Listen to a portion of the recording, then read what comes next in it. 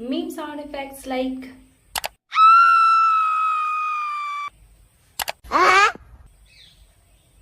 लेकिन ये साला कर क्या रहा है यहाँ पे? ये सब आपको फ्री में मिल सकता है। बस आपको mindsites.com नामक एक वेबसाइट पे जाना है जिसमें आपको ढेर सारे ऐसे ही ट्रेंडिंग साउंड इफेक्ट्स मिल जाते हैं एंड ये सारे फ्री में है। जाइए यूज करिए and thank me later. Bye.